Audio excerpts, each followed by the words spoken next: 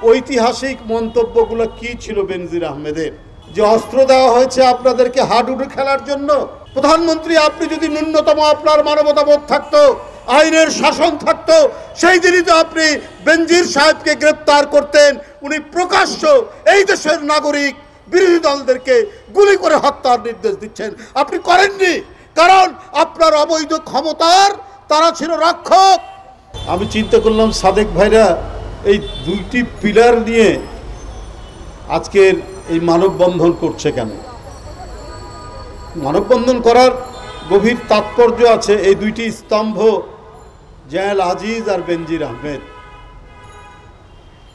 আবার খুব হাসি লাগে মাঝে মাঝে, মানে একটা কথা আছে না, ভূতের মুখে রাম নাম। এই বেনজির সাহেব ওসি সাহেবদের একটি সম্মেলনে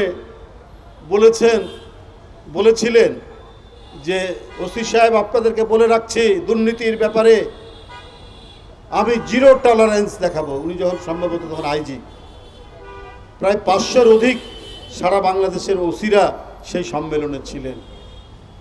আরে বাপরে, জিরো টলারেন্স দেখাবেন যদি কোনো পুলিশ কর্মকর্তা ঘুষ খায়। আর আলাল ভাই তো বলেছেনই যে গণতন্ত্রের আন্দোলনে যারা অংশগ্রহণ করেছে তাদের ব্যাপারে ঐতিহাসিক মন্তব্যগুলো কি ছিল বেনজির আহমেদের? কত ধমক, কত হুমকি, যে অস্ত্র দেওয়া হয়েছে আপনাদেরকে হাডুডু খেলার জন্য।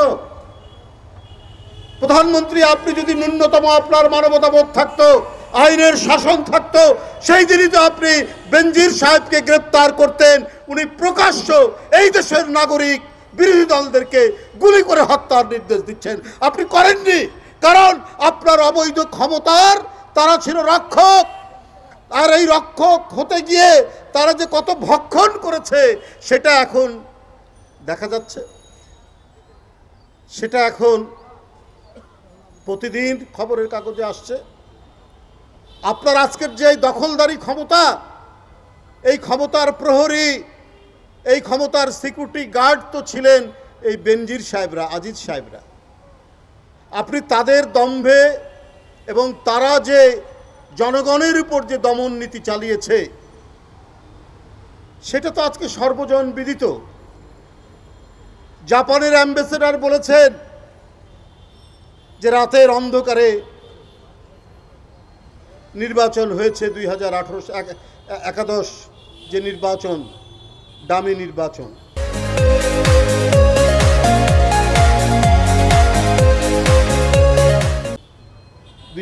সালের ডিসেম্বর মাসে কে করেছে?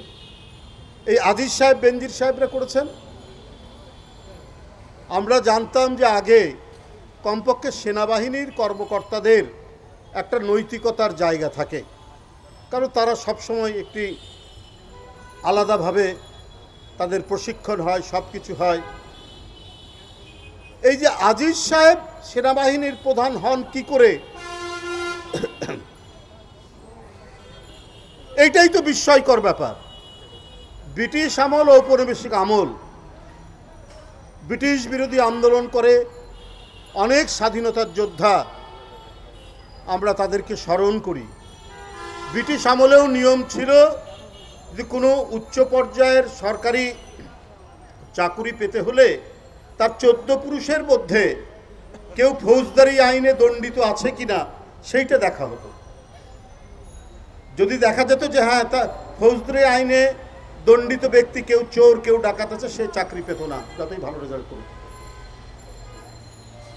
তার বাপ কৃষক, তার বাপ কোথাও অত্যন্ত সীমিত আয়ের উপার্জন করে, এগুলো কোনো বিপজ্জ বিষয় ছিল না। তার ছেলে বড় চাকরি পাবে।